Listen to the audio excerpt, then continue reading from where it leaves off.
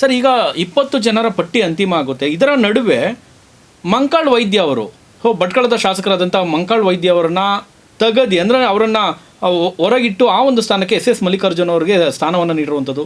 So ಕಡೆಗಾಲದಲ್ಲೆಲ್ಲ ಒಂದಷ್ಟು ಗೊಂದಲ ಆಗ್ತಾ ಇರುವಂಥದ್ದಲ್ವ ಸರ್? ಅಲ್ಲ, ಅದಕ್ಕಿಂತ ಮೊದಲು ನಾವು ಇಲ್ಲಿ ಹೇಳಬೇಕು ಅಂತಂದರೆ ಡಿ ಕೆ ಶಿವಕುಮಾರ್ ಅವರ ಸಚಿವ ಸಂಪುಟ ಭರ್ತಿಯಾಗಿದೆ. 34 ಸಚಿವ ಸಂಪುಟ ಭರ್ತಿಯಾಗಿದೆ. ಏನೋ ಕಳೆದ ಸಂಪುಟದಲ್ಲಿ ಕೇವಲ 12 ಜನ ಸಚಿವರಿದ್ದರು. 2 ತಿಂಗಳಿಂದ ಸಚಿವ ಸಂಪುಟ ವಿಸ್ತರಣೆ ಆಗಿರಲಿಲ್ಲ. ಈಗ ವಿಸ್ತರಣೆಗೆ ಹೈಕಮಾಂಡ್ ಅನುಮತಿ ಕೊಟ್ಟಿದೆ. ಇವತ್ತು 20 ಸಚಿವರನ್ನು ಕೂಡ ಏಕಕಾಲದಲ್ಲಿ ವಿಸ್ತರಣೆ ಮಾಡಿ ಪ್ರಮಾಣ ವಚನ ಸ್ವೀಕರಿಸ್ತಾ ಇದ್ದಾರೆ. ಮತ್ತು ನೀವೇ ಹೇಳಿದಾಗೆ ಎಸ್ ಎಸ್ ಮಲ್ಲಿಕಾರ್ಜುನ್ ಅವರ ಈ ಮಂಕಾಳ್ ವೈದ್ಯ ಅವರ ಸ್ಥಾನಕ್ಕೆ ಎಸ್ ಎಸ್ ಮಲ್ಲಿಕಾರ್ಜುನ್ ಇದು ಕೊನೆಯ ಕ್ಷಣದಲ್ಲಿ ಟ್ವಿಸ್ಟ್ ತಗೊಂಡು ಬದಲಾವಣೆ ಆಗಿತ್ತು. ಆ ಥರದ ಸನ್ನಿವೇಶಗಳು ನಡೆದಿದ್ದಾವೆ ಎಲ್ಲ ಪಕ್ಷದಲ್ಲೂ. ಈ ಹಿಂದೆನೂ ನಡೆದಿದೆ ಎಲ್ಲ ಪಕ್ಷದಲ್ಲೂ ನಡೆದಿದೆ.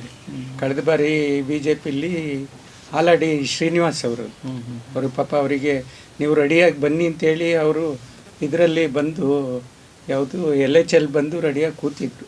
ಕೊನೆಗೆ ಅವರಿಗೆ ಇದು ಹೋಗಲೇ ಇಲ್ಲ, ಸಚಿವ ಸ್ಥಾನ ಸಿಗಲೇ ಇಲ್ಲ. ಸಚಿವ ಸ್ಥಾನ ಸಿಗದೆ ಅಲ್ಲಿ ಆಹ್ವಾನನೇ ಬರಲಿಲ್ಲ, ನೀವು ಬನ್ನಿ ಇದಕ್ಕೆ ಅಂತ. ಪಟ್ಟಿ ಎಲ್ಲ ಅನೌನ್ಸ್ ಆಗಿ ಇದಾಗಿತ್ತು. ಆ ಥರ ಆಗುತ್ತೆ. ಈಗ ಇನ್ನೊಂದು ನಿಮಗೆ ಗಾಯತ್ರಿ ಶಾಂತಗೌಡ, ಅದು ನೋಡಿ ಅವ್ರ ಲಕ್ಕು ಚೆನ್ನಾಗಿತ್ತು, ಲೀಸ್ಟಲ್ಲಿ ಅನೌನ್ಸ್ ಆಗಿದೆ. ಈಗ ಏನೋ ಮತ್ತೆ ಬದಲಾವಣೆ ಆಗುತ್ತೆ ಅನ್ನೋ ಮಾತುಗಳು ಕೂಡ ಕೇಳಿ ಬರ್ತಾ ಇದೆ. ಅಂತ ಕೊನೆಯ ಕ್ಷಣದವರೆಗೂ ನೀವು ಹೋಗಿ ಅಲ್ಲಿ ಪ್ರಮಾಣ ವಚನ ಸ್ವೀಕರಿಸಿ ಸೈನ್ ಹಾಕೋವರೆಗೂ ಬದಲಾವಣೆಗಳು ಆಗುವ ಬಹಳಷ್ಟು ಸಾಧ್ಯತೆಗಳು ಇದೆ.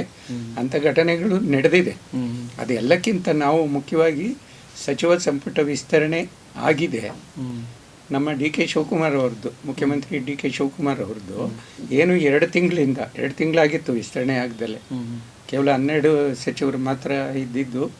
ಸೊ ಹಾಗಾಗಿ ಆಮೇಲೆ ನೋಡಿ, ವಿಪಕ್ಷಗಳ ಬಾಯಿಗೆ ತುತ್ತಾಗಿದ್ರು. ಅರ್ಧ ರಾಜ್ಯ ನೆರೆ ಇದೆ, ಅರ್ಧ ರಾಜ್ಯ ಬರ ಇದೆ, ಅಲ್ಲಿ ಕೃಷಿ ಸಚಿವರಿಲ್ಲ, ಶಾಲಾ ಕಾಲೇಜುಗಳು ಓಪನ್ ಆಗಿದೆ, ಶಿಕ್ಷಣ ಸಚಿವರಿಲ್ಲ ಅಂತ ಈ ರೀತಿ ಮಾತುಗಳು ಕೇಳಿಬಂದಿತ್ತು. ಆಮೇಲೆ ಜನಗಳು ಕೂಡ ಅದಕ್ಕೆ ಸಚಿವರಿಲ್ಲ, ಇದಕ್ಕೆ ಸಚಿವರಿಲ್ಲ ಅನ್ನೋದಿತ್ತು.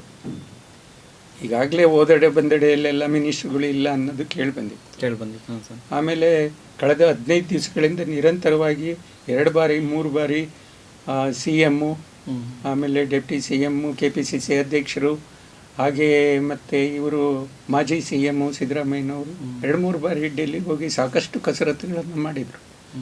ಈಗ ಒಂದು ಕಾಲ ಕೂಡಿ ಬಂದಿದೆ. ಇವತ್ತು ಸಂಜೆ ಮುಹೂರ್ತ ಫಿಕ್ಸ್ ಆಗಿದೆ.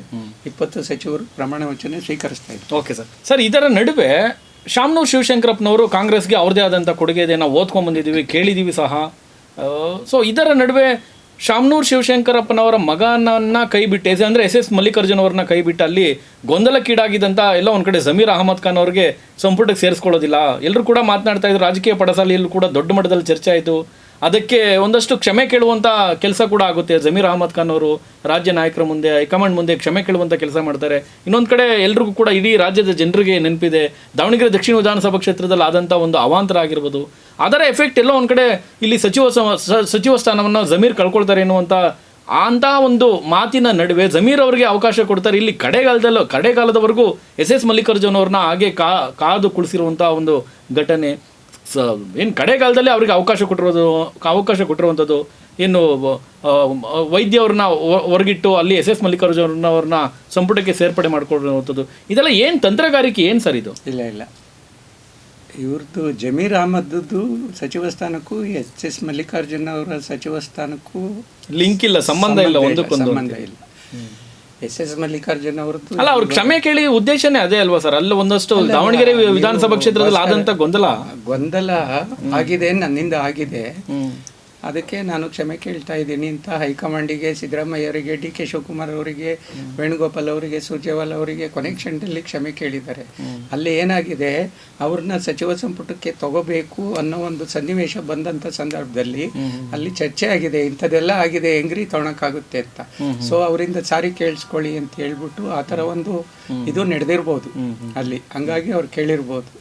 ಬಟ್ ನಿಮಗೆ ಇನ್ನೊಂದು ಹೇಳ್ತೀವಿ ಭಾಸ್ಕರ್ ಅವರೇ, ಈ ಅಲ್ಪಸಂಖ್ಯಾತರಲ್ಲಿ ಇರೋದ್ರಲ್ಲಿ ಪ್ರಭಾವಿ ನಾಯಕರು ಏನಾದ್ರು ಇದ್ದಾರೆ ಅಂದರೆ ಅದು ಜಮೀರ್ ಅಂತ ಕನ್ಸಿಡರ್ ಮಾಡ್ತಾರೆ.